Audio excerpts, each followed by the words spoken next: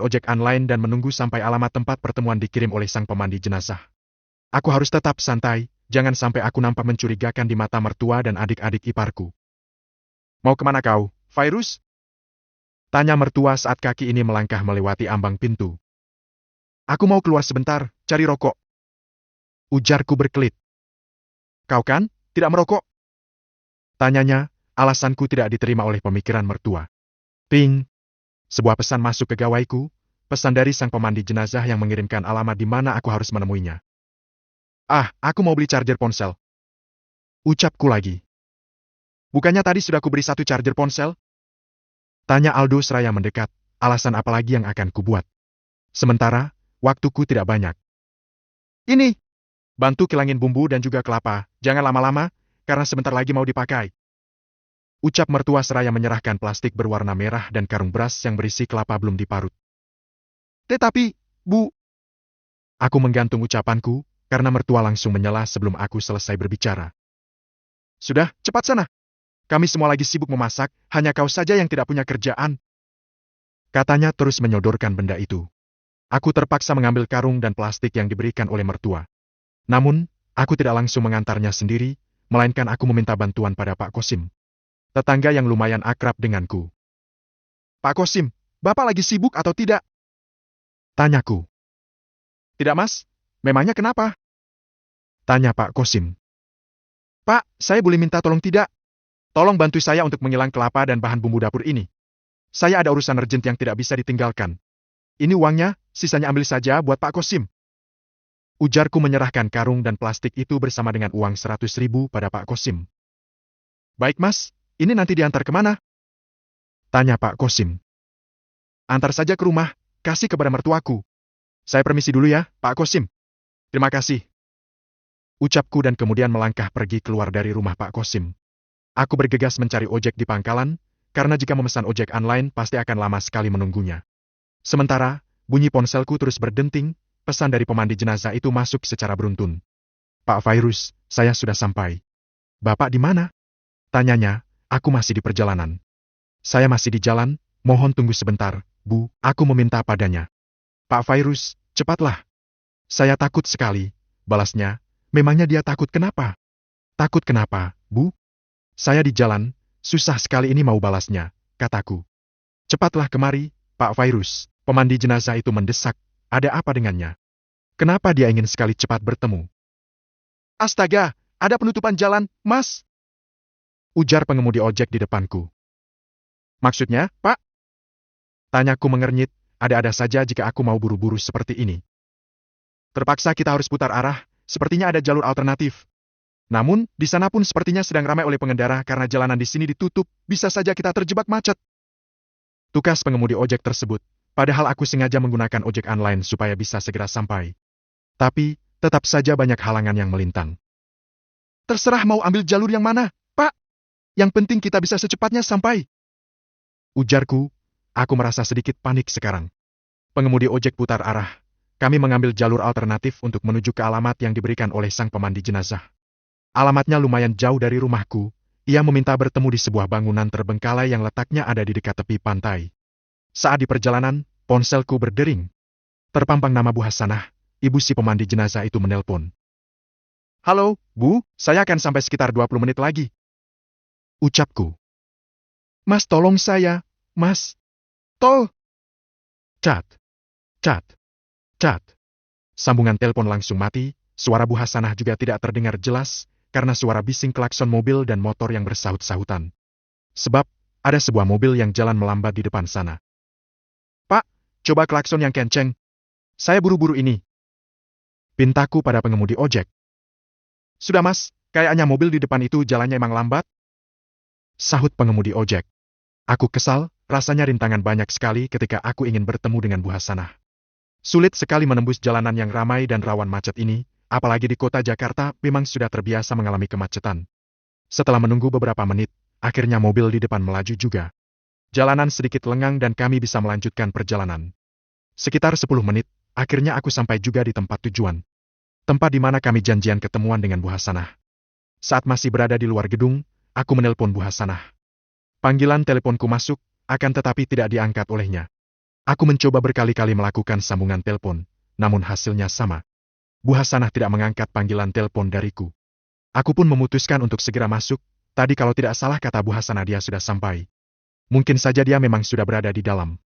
Perlahan aku menginjakkan kaki di halaman teras gedung ini, gedung dengan tampilan yang cukup mengerikan. Di halamannya saja dipenuhi oleh semak belukar yang rimbun dan gedung ini begitu kotor, sepertinya sudah terbengkalai berpuluh-puluh tahun lamanya. Bu Hasanah! Panggilku, ketika memasuki gedung ini. Aroma pengap dan debu langsung menyeruak di indera penciumanku. Aku berjalan, melangkah perlahan menyusuri gedung besar yang penuh dengan sarang laba-laba dan kerusakan di mana-mana. Aku mencoba mencari Bu Hasanah akan tetapi beliau tidak ada di lantai dasar. Apa dia sudah pulang? Bu Hasanah! Aku memanggilnya, suaraku menggema, mengaum di dalam gedung ini. Merasa Bu Hasanah tidak ada di lantai dasar, aku mencoba menghubungi ponselnya. Panggilanku tersambung, dan aku mendengar ada suara samar bunyi ponsel di lantai atas. Gegas aku menuju ke arah tangga, kakiku perlahan menaiki satu persatu anak tangga yang sudah banyak berlubang. Klutuk! Suara benda jatuh terdengar ketika tangga yang hendak kupijak karena tangga ini sudah rapuh dan mulai hancur berjatuhan. Aku harus lebih berhati-hati, kalau tidak aku sendiri bisa jatuh ke bawah. Kenapa Bu Hasanah harus menunggu di atas? Sudah tahu tangganya terlihat ekstrim. Kenapa dia malah naik ke sini? Aku bergumam, banyak pertanyaan yang muncul di dalam benakku. Kendati demikian, aku terus mencoba untuk naik ke atas. Seraya berpegangan pada sisi pagar yang kurasa masih kokoh, karena terbuat dari besi. Hanya saja, pagar besi ini sudah berkarat parah. Bu Hasanah! Tak ada sahutan dari atas, hanya suaraku saja yang memantul di gedung ini. Aku berhenti di tengah-tengah anak tangga, ingin memastikan kembali apakah Bu Hasanah memang berada di atas atau tidak. Atau, dia memang sudah pergi meninggalkan tempat ini, karena aku sedikit terlambat dari waktu yang ditentukan. Aku menghubungi nomor Bu Hasanah kembali. Kali ini, suara dering ponsel terdengar sedikit nyaring. Aku yakin sekali, suara ponsel itu bersumber dari atas. Lekas aku menyimpan ponsel ke dalam saku, kembali melangkah untuk naik ke atas seraya menghindari lubang-lubang yang ada di tengah-tengah tangga. Sedikit saja salah melangkah, aku bisa terperosok ke dalam lubang. Bu Hasanah, Anda di atas?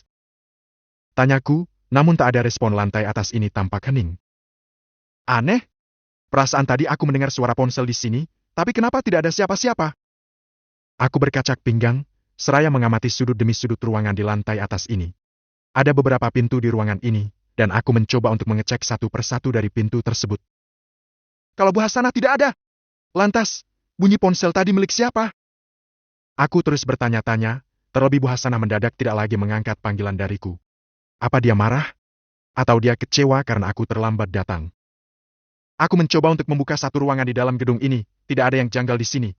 Semuanya nampak biasa saja, sama seperti gedung yang terbengkalai pada umumnya. Kotor, banyak kotoran tikus dan cicak di mana-mana. Kulirik arloji yang ada di tangan. Jam menunjuk pada angka 2 siang, mungkin benar Bu Hasanah sudah pergi dari sini dan dia sudah pulang sebelum aku datang. Namun, pada saat aku ingin melangkah turun, aku mendengar ada suara dering ponsel di sini. Entah milik siapa. Yang jelas suara dering ponsel itu terdengar sangat nyaring.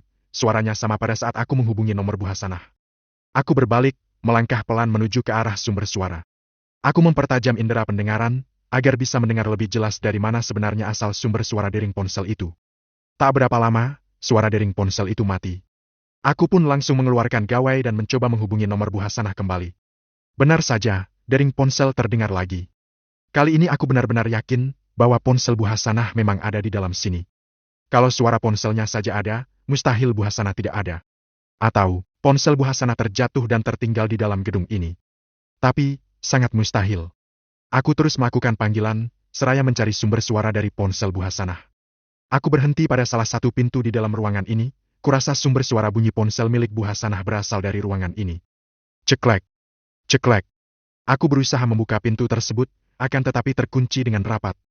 Mustahil, jika pintunya terkunci tapi ponsel Bu Hasanah berada di dalam ruangan ini. Namun, memang sangat jelas kalau sumber suara dering ponsel berasal dari dalam ruangan ini. Aku mencoba mundur beberapa langkah, kemudian berusaha mendobrak pintu ruangan. Braak. Braak. Gubraak. Setelah mencoba beberapa kali, akhirnya aku bisa mendobrak pintu tersebut dengan secara paksa. Aku pun langsung masuk ke dalam ruangan ini dan memeriksanya. Aku menelpon nomor Bu Hasanah kembali. Kali ini terdengar suara ponsel Bu Hasanah dan aku melihat ada sebuah ponsel terletak di atas meja. Akan tetapi, tidak ada siapa-siapa di ruangan ini. Kemana Bu Hasanah? Ponselnya ada di sini. Tapi, kenapa orangnya tidak ada? Aku bergumam seraya menatap layar ponsel yang menyala. Terpampang foto profil seorang perempuan dengan anak kecil seraya tersenyum di dalam layar. Aku yakin, pasti foto profil Bu Hasanah dengan anak kecil ini adalah anaknya Bu Hasanah. Cik, cik, cik. Aku merasa ada sesuatu yang hangat menetes ke wajahku. Aku pun langsung mengusapnya dan melihat apa yang menetes barusan. Mataku terbelalak ketika melihat cairan merah pekat di tanganku. Mataku semakin membola ketika aku melihat ke lantai, genangan darah membentuk kolam kecil berada di bawah kakiku. Karena aku pakai sepatu kulit, aku tidak merasakan bahwa sedari tadi aku menginjak sesuatu yang pekat dan kental.